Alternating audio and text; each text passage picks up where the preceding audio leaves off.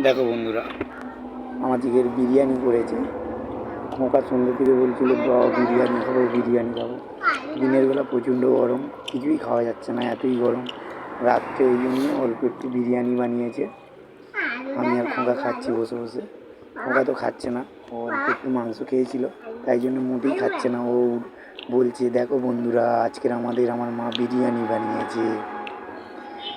তো দিনের বেলা খুবই গরম, একদমই কিছু খেতে পারি না, এত গরম। তার উপরে আমরা রোডের ধারে থাকি, তো বিশাল গরম। একটা গাড়ি যায়, মনে হয় যে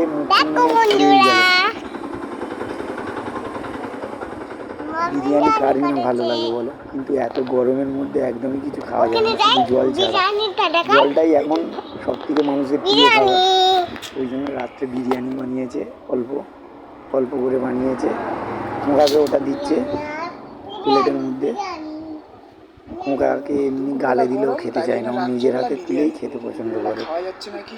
যতই গালে দেওয়ার চেষ্টা করি না কেন, আমার স্ত্রী গালে দেয়, আমি গালে দিই, ও খেতেই চায় না। ও নিজে হাতে খাবার মানে খেতে খুব ভালোবাসে, খুব পছন্দ করে।